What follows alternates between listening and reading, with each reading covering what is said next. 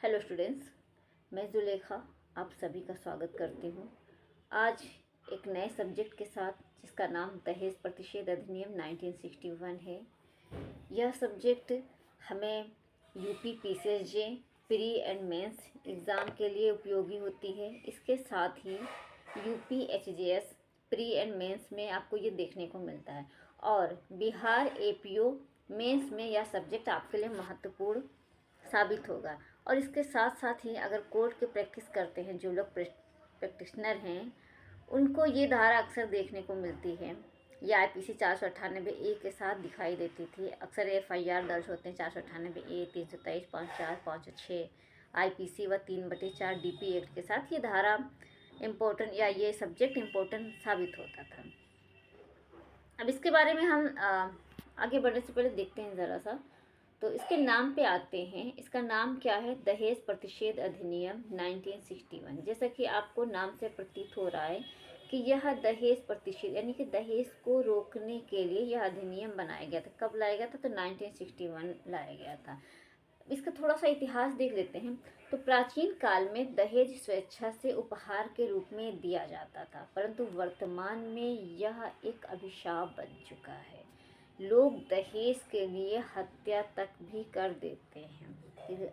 दहेज लाने के लिए जो वधू होती है उसे इतना प्रताड़ित किया जाता है कि उसकी हत्या तक कर दी जाती है। वर्तमान में तो इसका काफ़ी भयारूप देखने को मिलता है। जो जितना ज़्यादा सक्सेस होता है उसकी उसी हिसाब से दहेज की मूल्य निर्धारित की जाती है। आते हैं हम अपने एक्ट पे। तो इस अधिनियम की अगर हम बात करें तो इसमें टोटल धाराओं की संख्या 10 है, या टोटल 10 धाराओं में बटा हुआ अधिनियम है और इसमें कोई भी चैप्टर नहीं है। इसका अधिनियम संख्या की अगर हम बात करें तो इसका अधिनियम संख्या 28 है और यह 20 मई 1961 को अधिनियमित किया गया था। यानी कि 20 मई 1961 को राष्ट्रपति द्वारा साइन किया गया था। उस समय के जो राष्ट्रपति थे वो डॉक्टर राजेंद्र प्रसाद थे। उसके बाद लागू करने की अगर हम इसके दिनांक की बात करें तो यह 1 जुलाई 1961 को लागू हुआ था।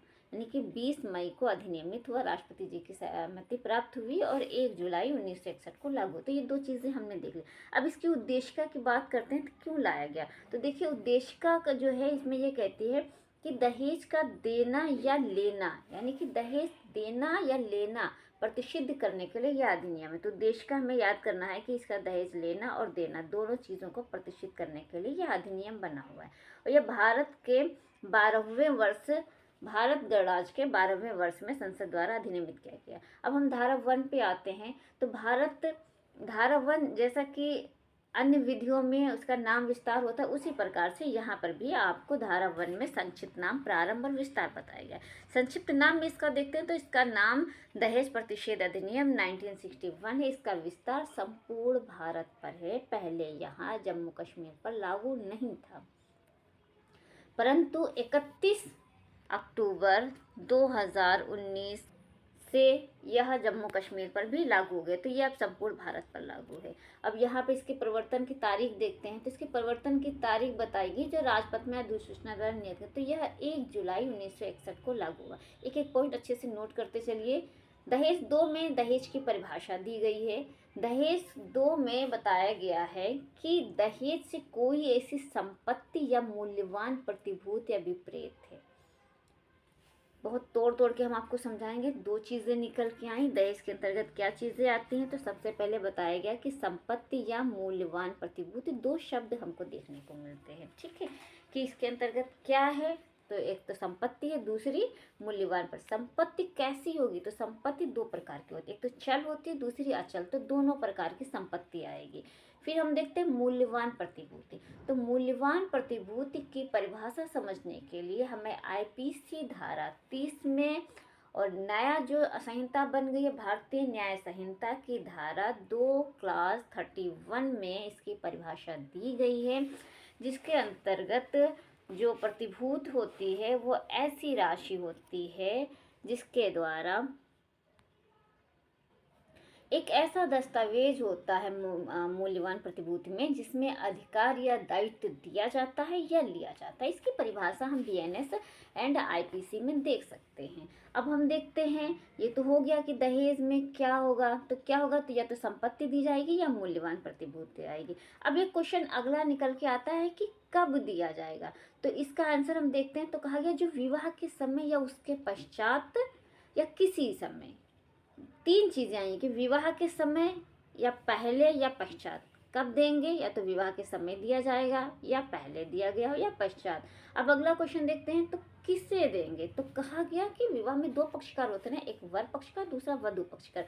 तो एक पक्षकार के द्वारा दूसरे पक्षकार को, एक चीज़ दूसरी क्या है कि विवाह के किसी भी पक्षकार के माता पिता, यानी कि वर या वधु के माता पिता, इनमें से कोई भी या किसी अन्य व्यक्ति द्वारा विवाह के किसी भी पक्षकार को किसी अन्य व्यक्ति द्वारा, एक पक्षकार दूसरे पक्षकार को देगा, फिर इन पक्षकारों के माता पिता या अन्य व्यक्ति जो इनके नातेदार होंगे, इनमें से किसी को दिया जाएगा विवाह के इसमें।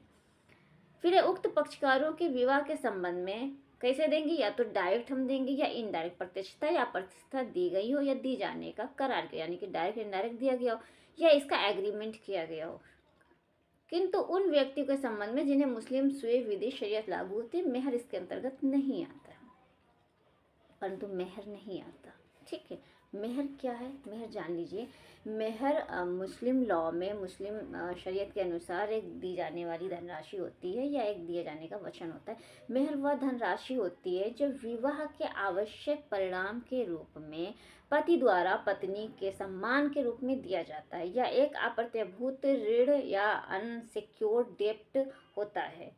मेहर, यहाँ तक कि अगर मेहर तय नहीं होता है तो न्यायालय भी मेहर को तय कर सकता है, और जो ऐसा मेहर होता है, इस मेहर का नाम मेहर ए मिस्ल कहा जाता है। मेहर तय करने के लिए जो महिला होती है, वो जो वधू होती है, उसकी हैसियत, उसके पारिवारिक हैसियत, उनके घर परिवार में जो औरतें होती हैं, उनकी जिस हिसाब से जो मेहर तय की गई होती है, उसी अनुसार ये तय किया जाता है। मेहर जो है ये इसके अंतर्गत बताया गया है कि मेहर दहेज की परिभाषा में नहीं आता। जो मेहर दिया जाता है वो दहेज की परिभाषा में नहीं आता है।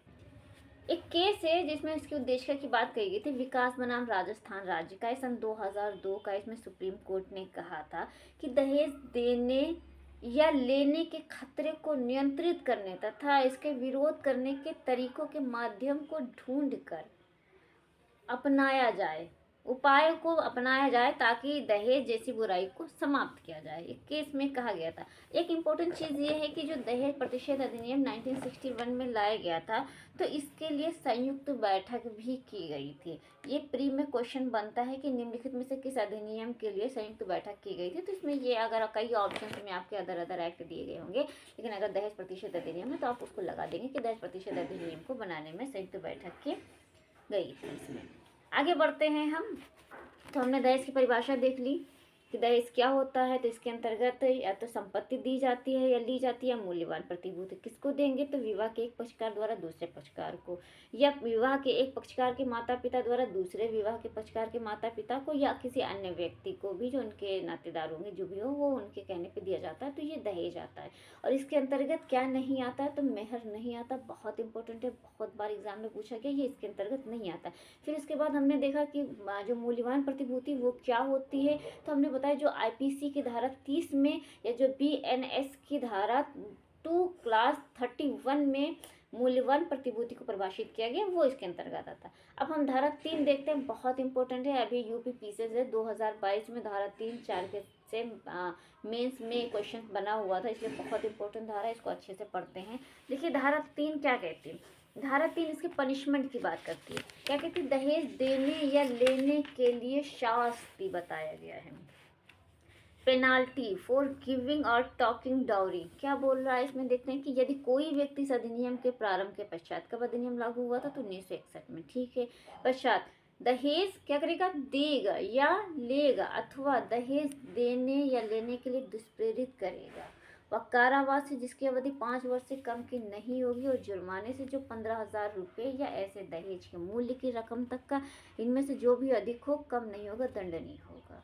परंतु न्यायालय ऐसे पर्याप्त और विशेष कारणों से जो निर्णय में लिखबद्ध किए जाएं 5 वर्ष से कम की किसी अवधि के लिए कारावास का दंडादेश अधिरोपित कर सकते। करेगा। तो धारा 3 के क्लास 1 में इसका पनिशमेंट बताया गया और कहेगा कि अगर जो कोई दहेज देगा, दूसरी चीज दहेज लेगा या दहेज लेने या देने का दुष्प्रेरण करेगा, तो वह 5 वर्ष से कम का नहीं कारावास, यानी कि 5 वर्ष तक का कारावास और जुर्माना 15,000 रुपये। तो चीज़ें याद हो गई, 5,000 रुपये तक और जुर्माना, 5 वर्ष तक का कारावास और जुर्माना कितना होगा, 15,000 रुपये तक का। दो चीज़ें हो गई। या इस जो दहेज का जो मूल्य है या जो दहेज के मूल्य की रकम के बराबर जो भी होगा, इसमें कम नहीं होगा, जो ज़्यादा होगा। अब एक एग्जांपल के समझिए, मान के चलिए जो दहेज दिया गया वो 2 लाख का दहेज दिया गया, तो ऐसी दशा में जुर्माना 5,000 नहीं लगाएंगे, जुर्माना हम 2 लाख रुपए लगाएंगे जो दहेज का मूल्य है उसके बराबर। तो यानी कि 5 वर्ष से कम की सज़ा नहीं होगी और जुर्माना जो 5,000 तक हो सकता है या जो दहेज का मूल्य है उसके बराबर। लेकिन अगर न्यायालय चाहे तो अपने विशेष कारणों को लिखते हुए 5 वर्ष से कम की भी सज़ा दे सकता है। ये माइनॉरिटी नहीं है कि 5 वर्ष लिखा है तो 5 वर्ष ही देंगे, सज़ा कम कर सकते हैं, ठीक है। परंतु उपधारा 1 की कोई बात यहाँ पे लागू नहीं होगी, यानी कि यहाँ पे कहा ना कि दहेज देंगे या लेंगे तो पनिशेबल होगा, परंतु ये जो क्लास 2 में बताया गया कि यहाँ पे ऐसी कंडीशन बताएगी जहाँ पे ये धारा अप्लाई नहीं करेगी। यानी कि कोई ऐसी भेंट या उपहार दिए गए, किसको दिया गया, वधू को दिया गया, विवाह के समय दिया गया, जो बिना मांगे हो, स्वेच्छा से वधू को जो उपहार दिए गए वो इस दहेज की परिभाषा में नहीं आएंगे।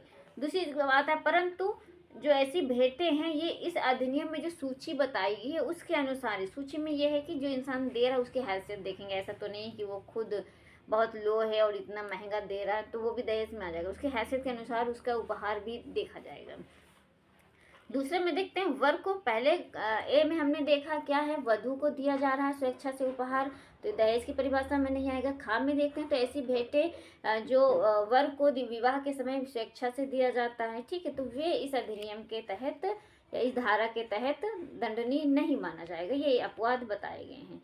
परंतु यह कि जहाँ ऐसी भेंटें जो वधू द्वारा या उनकी ओर से किसी व्यक्ति द्वारा जो वधू को नातेदार को दी जाती हैं, वहाँ ऐसी भेंटें रूढ़िगत प्रकृति की हैं और उनका मूल्य ऐसे व्यक्ति की वित्तीय परिस्थिति को ध्यान में रखते हुए जिनके द्वारा जिनकी और ऐसी भेंटें दी गई हैं अधिक नहीं। मतलब जो हमने बताया ना कि जो उपहार स्वेच्छा से वर को या वधू को दिए गए तो वो दहेज की परिभाषा में नहीं आएंगे, वे अपवाद है। परंतु जो दे रहा है उसकी हैसियत देखिए, परिस्थिति देखी जाएगी, तब वो इस अपवाद के अंतर्गत आएगा। फिर धारा 4 देखते हैं, धारा 4 भी बहुत इंपॉर्टेंट है। धारा 4 में बताएगा दहेज मांगने के लिए शास्त्र, यानी कि जो कोई यथास्थिति वधू या वर के माता पिता या अन्य नातेदार या संरक्षक से किसी दहेज को डायरेक्ट या इनडायरेक्ट, प्रत्यक्ष या अप्रत्यक्ष रूप से मांग करेगा, वह कारावास से जिसकी अवधि 6 मास से कम नहीं होगी किंतु 2 वर्ष तक की हो सकेगी और जुर्माने से 10,000 रुपये तक का हो सकेगा, दंडनीय होगा।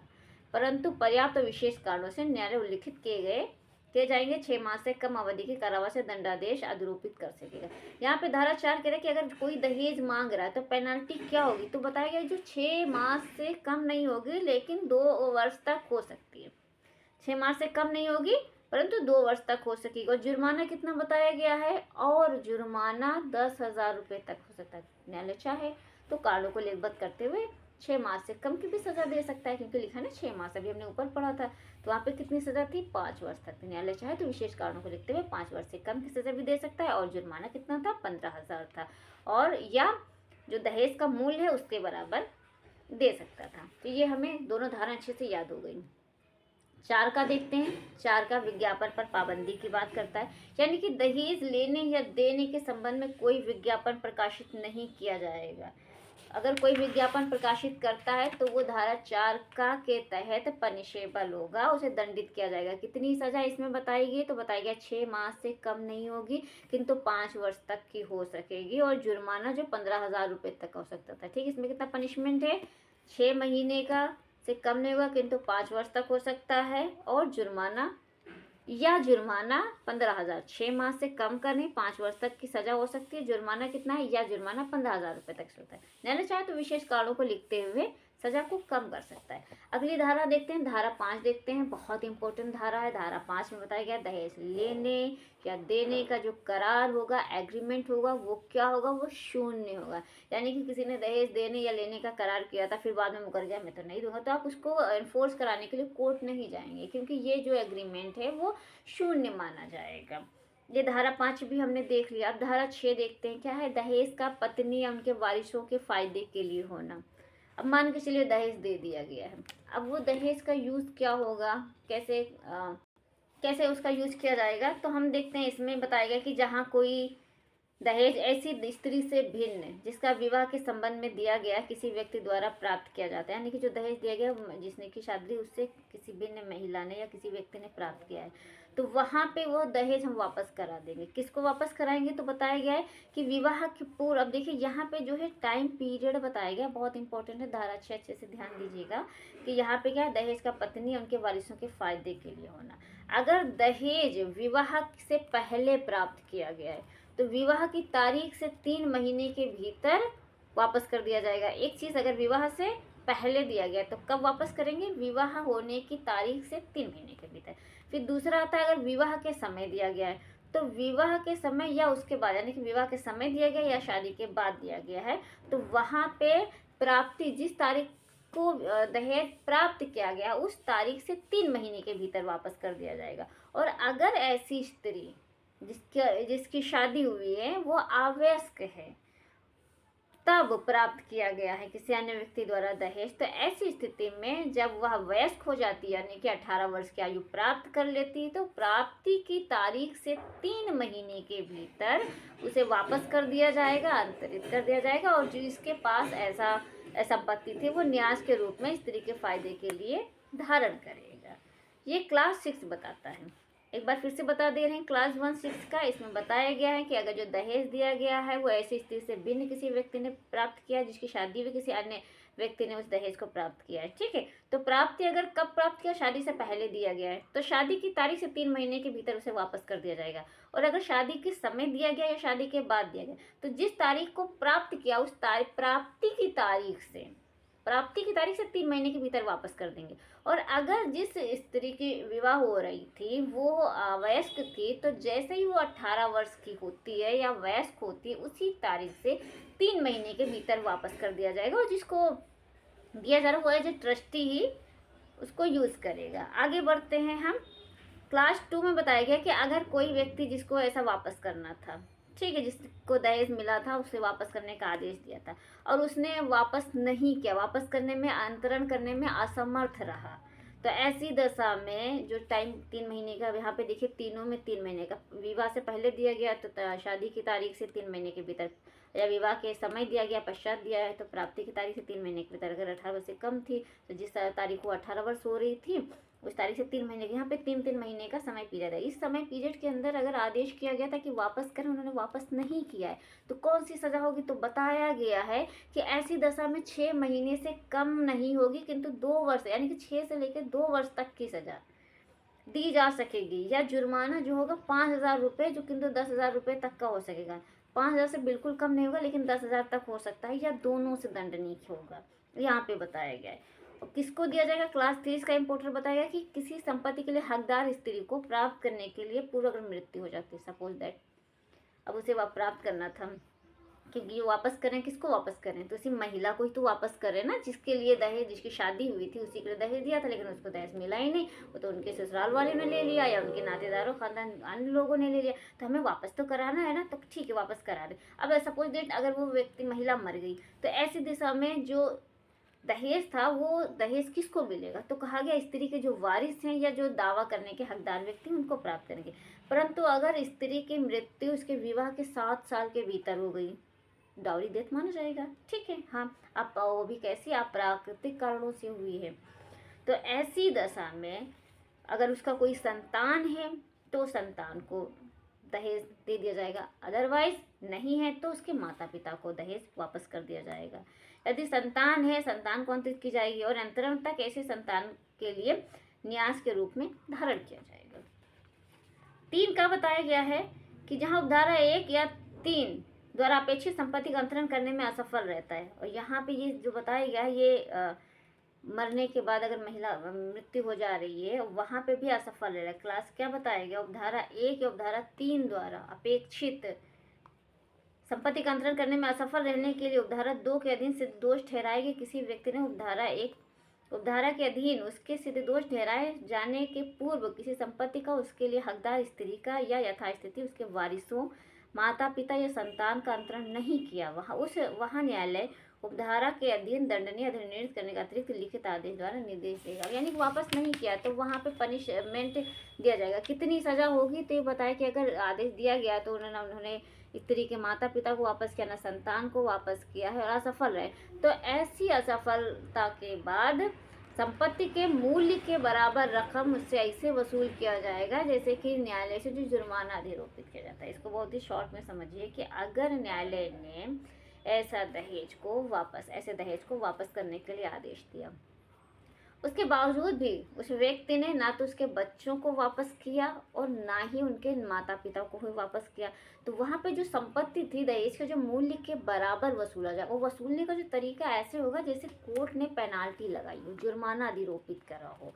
फिर आता है धारा इसका खंड 4 कहता है 3 और 4 इस पर प्रभाव नहीं डालेंगे। अब हम आते हैं अगली धारा पे, धारा 7।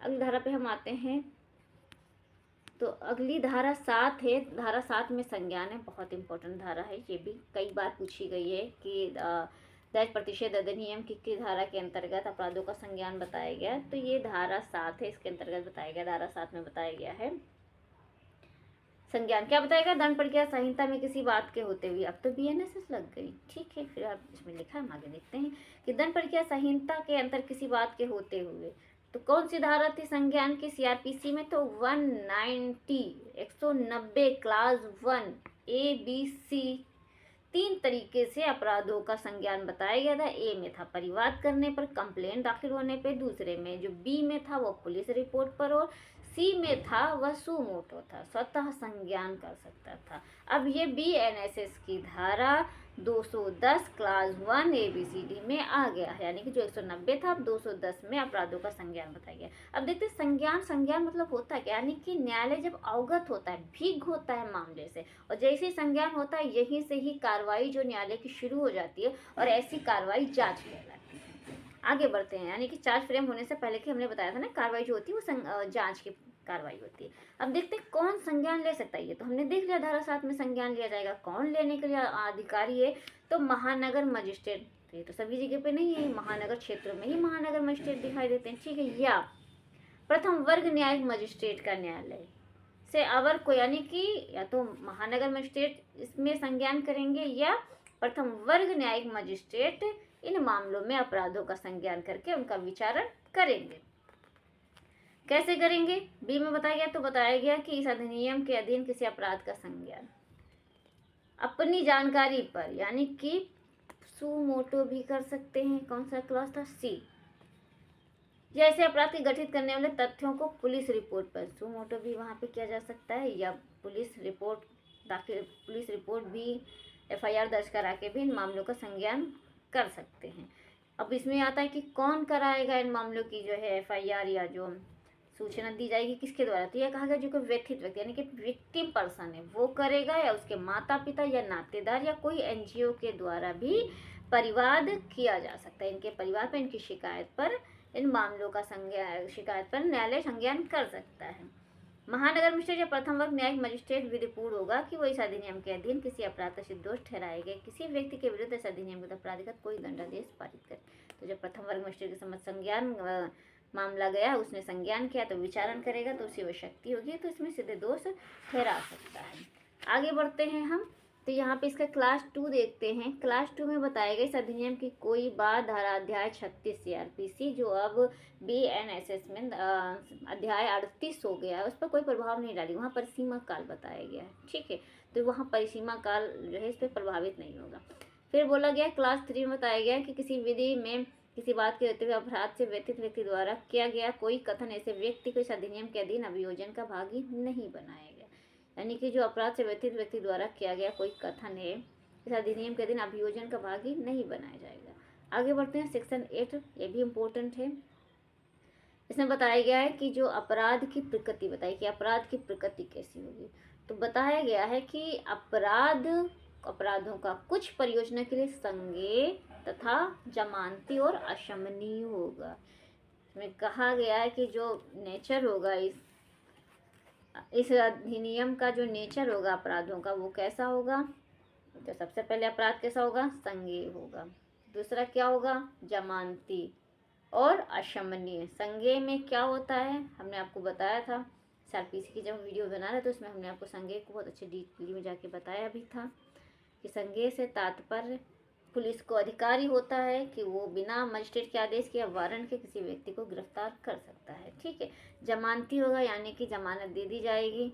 अशमनीय होगा, अशमनीय यानी कि इनमें सुलह नहीं होता है, ये अपराध अशमनीय होगा। ठीक है। तब देखते हैं कि दंड प्रक्रिया संहिता में किसी बात के होते हुए भी इस अधिनियम के अधीन अपराधों को वैसे ही लागू होंगे मानो वे अपराध अन्वेषण के परियोजना के लिए। ठीक है।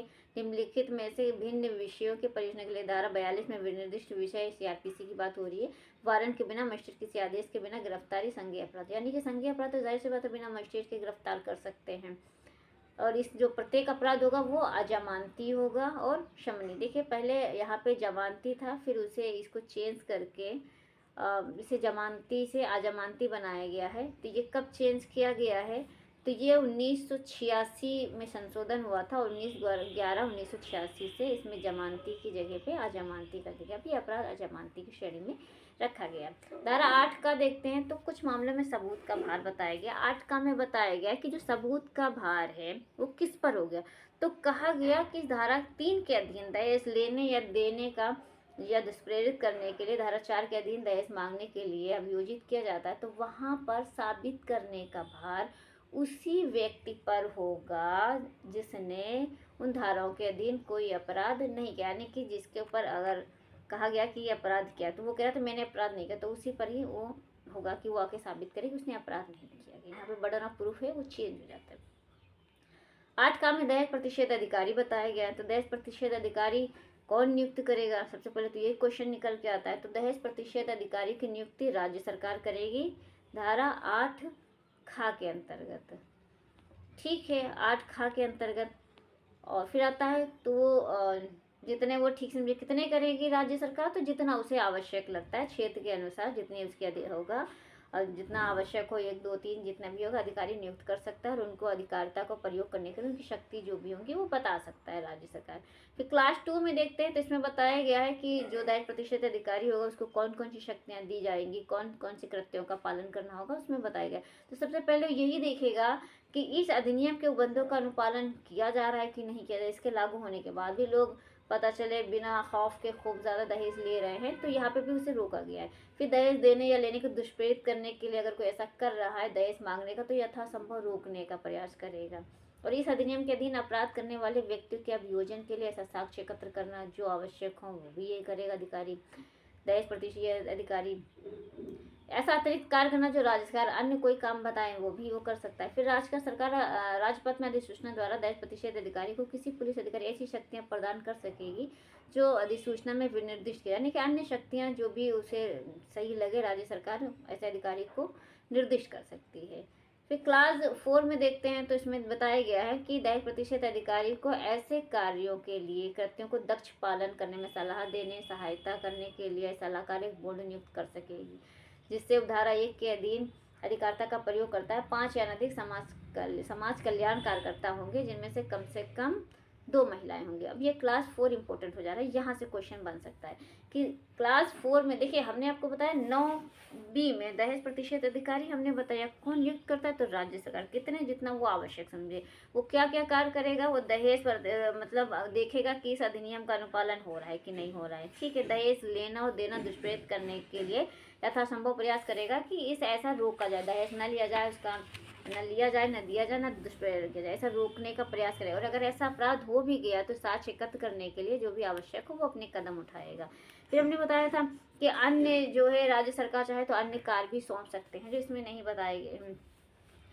क्लास 3 में बताया गया कि परिसीमा और शर्तों से संबंधित भी वो कार्य कर सकता है। क्लास 4 इसका इम्पोर्टेंट है। सबसे पहले तो यह आता है कि धारा 8 खा में एक बोर्ड की बात की गई है कि एक सलाहकारी बोर्ड भी बना सकता है। कौन बनाएगा? तो बताएगा राज्य सरकार दहेज प्रतिषेध अधिकारियों से अधिनियम के दिन कृत्यों को दक्ष पालन करने में सलाह देने सहायता, यानी कि जो अधिकारी होगा उसको सलाह देने के लिए और सहायता देने के लिए एक सलाहकारी बोर्ड बनाया जा सकता है। ठीक है, तो इसमें जो अधिकारी होंगे बोला कि 5 से अनधिक, यानी कि 5 अधिकारी तक जो है समाज कल्याण का कार्यकर्ता होंगे। जो समाज कल्याण कार्यकर्ता होते हैं वो होते हैं जिसमें से कम 2 महिला होंगे, यानी कि 3 पुरुष होंगे 2 महिलाएं, ऐसे बोर्ड में होंगे। और ये बोर्ड किस लिए बनाया जा रहा है?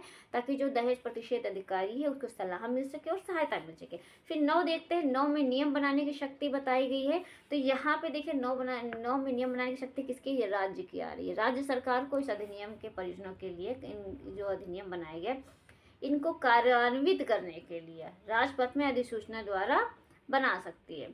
फिर क्या बताएगा? विशिष्टतया पूर्वगामी शक्ति का व्यापकता पर प्रतिकूल प्रभाव डाले बिना ऐसे नियमों निम्नलिखित में से उपबंध किया जा सकेगा। क्या है वह प्रारूप जिसमें वह रीत जिससे ऐसे व्यक्ति जिनके द्वारा धारा 3 उपधारा 2 में जो भेंटें दी गई थी ना, सूची हमने आपको बताया था ना कि कोई व्यक्ति उपहार दे सकता है स्वेच्छा से, लेकिन उसकी हैसियत देखी जाएगी वो सूची के अंतर्गत आता है कि नहीं। तो यहाँ पे केंद्र सरकार ऐसे नियम बना सकेगी जहाँ पे उनकी सूची का वर्णन किया गया है। ये हो गया। फिर आगे देखते हैं। फिर बताया गया कि अधिनियम प्रशासन की बाबत नीति और कार्रवाई बेहतर समन्वय बना सके। फिर इसका क्लास हम 3 देखते हैं। तो क्लास 3 में बताया गया है, क्या बताया गया है? देखिए कि इस धारा के अधीन बनाए गए प्रत्येक नियम बनाए जाने के पश्चात यथाशीघ्र संसद के प्रत्येक सदन के समक्ष जब वह सत्र में हो 30 दिन के भीतर रखा जाएगा और एक सत्र में अथवा 2 या अधिक अनुक्रमिक सत्रों में पूरी की जा सके। यदि उस सत्र के या पूर्वोक्त अनुक्रमिक सत्रों के ठीक बाद के सत्र अवसान के पूर्व, यानी कि ये बनने के बाद उसे संसद के सत्र में रखा जाएगा 30 दिन के भीतर। पूर्व दोनों सदन उस नियम में कोई परिवर्तन करने के लिए सहमत हो जाएं, तत्पश्चात वैसे परिवर्तन रूप में ही प्रभावी होगा। यदि उक्त अवसान के पूर्व दोनों सदन सहमत हो जाए नियम नहीं बनाया जाना चाहिए तो तत्पश्चात निष्प्रभाव हो जाएगा। किंतु नियम ऐसे परिवर्तित या निष्प्रभाव होने से उसके अधीन पहले की गई किसी बात की विधिमान्यता पर प्रतिकूल प्रभाव नहीं पड़ेगा। ठीक है, तो इसमें कुछ विशेष नहीं, बस आप ये समझ लीजिए धारा 9 में जो नियम बनाने की शक्ति है वो किसकी है? वो केंद्र सरकार की है। ठीक है, वो कैसे बनाएगा? तो जो सूची बताई गई है भेंटों के लिए उसके लिए बना सकेगा और उसके बाद में यथाशीघ्र जितना भी हो संसद सत्र में रखा जाएगा। तो इसमें विशेष नहीं, आप केवल धारा देख लीजिए। धारा 9 में किसको पावर है? केंद्र सरकार को भेंटों के संबंध बना सकता है और अगर बनाने के बाद ये यथाशीघ्र संसद में 30 दिन के भीतर इसे पेश करना होगा। तो बहुत ज़्यादा इसमें डीप जाने की जरूरत नहीं, कुछ खास इंपॉर्टेंस इसमें है भी नहीं। अब हम अंतिम धारा की ओर बढ़ते हैं। राज्य सरकार की नियम बनाने की शक्ति बताई गई है। 9 में किसकी थी? केंद्र सरकार की। 10 में किसकी है? तो राज्य सरकार। ये ध्यान दीजिएगा, अक्सर लोग कंफ्यूज होते हैं। 9 में केंद्र सरकार, 10 में राज्य सरकार की नियम बनाने की शक्ति है। ठीक है, तो राज्य सरकार क्या करेगा? यहाँ पे बताया गया कि इस अधिनियम के परियोजनाओं को कार्यान्वित करने के लिए राजपथ में अधिसूचना द्वारा नियम बना सकेगी। यानी कि जो अधिनियम बनाएगा ना, इसमें जो चीज़ें बताएं उसको एग्जीक्यूट करने के लिए, आगे बढ़ाने के लिए, कार्य करने के लिए नियम तो ज़रूरी है ना। नियम बना सकते हैं, कौन करेगा? तो यहाँ पे धारा 10 में राज्य सरकार करेगी। फिर बताया गया विशिष्टया पूर्वगामी शक्ति की व्यापकता पर प्रतिकूल प्रभाव, यानी कि अगेंस्ट इफेक्ट डाले बिना ऐसे नियमों में निम्नलिखित सभी या किन्हीं विषयों के लिए उपबंध किया जा सकेगा। दहेज प्रतिषेध अधिकारियों ने 8 खा में दहेज प्रतिषेध अधिकारी के लिए नियम बनाया गया था ना, उनके अधीन उपधारा 2 के अधीन पालन किए जाने के लिए अतिरिक्त कृत्य के लिए भी नियम बना सकेगी राज्य सरकार। और फिर बताया गया कि वे परिसीमाएं शर्तें जिनके अधीन दहेज प्रतिषेध अधिकारी द्वारा 8 खा की उपधारा 3 के अधीन कृत्यों का प्रयोग कर सकेंगे। फिर राज्य सरकार द्वारा इस धारा के अधीन बनाया गया प्रत्येक नियम बनाए जाने के पश्चात यथाशीघ्र विधानमंडल के समक्ष रखा जाएगा। तो ये वो आपका धारा 10 भी कंप्लीट हो गया। तो इस तरह से हमने ये पूरा एक्ट कंप्लीट कर लिया। अब एक बहुत ही सरसरी सा रिवीजन करा देते हैं, आप लोग हमारे साथ देखिए। अभी चुटकी में आपको सारी धारा याद होगी। धारा 1 में क्या बताया गया था? संक्षिप्त नाम विस्तार प्रारंभ। धारा 2 में परिभाषा, क्या परिभाषा में क्या थी? दहेज की परिभाषा। सिर्फ एक परिभाषा थी दहेज की, जिसमें बताया गया दहेज में क्या आता है? तो कोई संपत्ति या मूल्यवान प्रतिभूति, संपत्ति किसी चल या अचल, मूल्यवान प्रतिभूति के अंतर्गत हमने बताया था कोई ऐसा दस्तावेज जिसमें अधिकार या दायित्व लिया या दिया जाता है, जो आईपीसी में धारा 30 में बताया गया था और बीएनएस में धारा 2 क्लास 31 में बताया गया मूल्यवान प्रतिभूति वो आता है। ठीक है, और इसके अंतर्गत क्या मेहर आता है? नहीं, दहेज की परिभाषा के अंतर्गत मेहर नहीं आता है। धारा 2 याद हो गई। 2 में दहेज, दा से दो, दा से दहेज, याद हो गया। 2 में दहेज की परिभाषा, मेहर आता है, मेहर नहीं आता है, वेरी गुड। 3 में क्या बताया गया था, पनिशमेंट बताएगा, शास्ति, किसके लिए, दहेज देने या लेने के लिए शास्ति, कितना बताया गया था, तो बताया गया था 5 वर्ष से कम नहीं होगा, और जुर्माना कितना, 15,000 रुपये तक का हो सकता है, या जो दहेज के मूल्य के बराबर होगा। धारा 4 में दहेज मांगने के लिए पनिशमेंट बताया गया था, 4 में मांगने के लिए, 3 में लेने, दहेज लेने या देने के लिए शास्ति थी, और 4 में मांगने के लिए, 4 में कितना है, 2 वर्ष तक का कारावास और 10,000 रुपये तक का जुर्माना, जो 6 मास से कम नहीं होगा, यानी कि 6 मास से लेकर के 2 वर्ष तक का कारावास होगा, और जुर्माना कितना, 10,000 तक, विशेष कारणों में कम कर सकते हैं। 4A में विज्ञापन, विज्ञापन पर पाबंदी लगी है। जो कोई विज्ञापन करेगा कि हम दहेज देंगे इतना, हमारी लड़की ऐसी है, या कोई लेगा कि हाँ हमारा लड़का ऐसा, हम ये दहेज इतने अंकों में लेंगे, तो वो पनिशेबल होगा। जहाँ 4A में कितनी सज़ा बताएगी, तो 6 मास से लेकर के 5 वर्ष तक हो सकता है, या जुर्माना जो 15,000 रुपये तक हो सकता है। 5 में बताया गया कि अगर दहेज लेने देने का करार करेंगे तो शून्य होगा। 6 में बताया गया कि दहेज देने या लेने के लिए 5 में करार शून्य है। 6 में बताएगा दहेज का पत्नी उनके वारिसों के फायदे के लिए होगा। जो दहेज लिया गया है या दिया गया वो किसके लिए जाएगा, तो उनके वारिस के फायदे के लिए जाएगा, या उनके माता पिता को वापस कर दिया जाएगा। 7 में संज्ञान कौन करेगा, महानगर मजिस्ट्रेट या प्रथम वर्ग न्यायिक मजिस्ट्रेट करेगा। 8 में बताया गया कि अपराध संज्ञेय होगा, जमानतीय और अशमनीय होगा। 8 का में बताया गया कि जो सबूत का भार है धारा 3-4 के अधीन अभियोजित उसी व्यक्ति पर होगा जो कहता है ऐसा अपराध नहीं किया है। तो 8 में संज्ञेय, जमानती, अशमनीय, 8 का में सबूत का भार बताएगा। 8 खा में दहेज प्रतिषेध अधिकारी बताया गया है। 9 में नियम बनाने की शक्ति केंद्र सरकार की। 10 में नियम बनाने की शक्ति राज्य सरकार की। देखिए आपको कितनी जल्दी याद हो गया। चलिए एक बार हमारे साथ रिवाइज करिए। धारा 1 में बोलिए हमारे साथ में, 1 में नाम विस्तार प्रारंभ, 2 में परिभाषा किसकी, दहेज की, दहेज में क्या नहीं आता, मेहर नहीं आता। 3 में शास्ति किसके लिए, दहेज देने या लेने के लिए। 4 में शास्ति किसके लिए, दहेज मांगने के लिए। 4 का में विज्ञापन पर पाबंदी। 5 में करार शून्य होगा, दहेज लेने देने का करार शून्य होगा। 6 में दहेज का पत्नी या उसके वारिसों के लिए फायदे के लिए यूज किया जाएगा, फायदे के लिए होना। 6 में दहेज का पत्नी या उसके वारिसों के फायदे के लिए। 7 में संज्ञान बताएगा, कौन करेगा, महानगर मजिस्ट्रेट या प्रथम वर्ग न्यायिक मजिस्ट्रेट। 8 में बताएगा अपराध संज्ञेय होगा, जमानती होगा, अशमनीय होगा। 8 का में सबूत का भार बताया गया है। 8 खा में दहेज प्रतिषेध अधिकारी बताया गया। 9 में नियम बनाने की शक्ति केंद्र सरकार की, और 10 में राज्य सरकार की नियम बनाने की शक्ति। तो इस तरह से आपका ये एक्ट बहुत ही कम समय में कंप्लीट हो गया। आई होप आपको ये वीडियो पसंद आई होगी। इसको ज़्यादा से ज़्यादा शेयर करें, लाइक करें, कमेंट करें, और आपको इसी तरह से अन्य भी सब्जेक्ट पढ़ने हैं तो आप हमारे कमेंट बॉक्स में जा करके कमेंट कर सकते हैं। Thank you so much.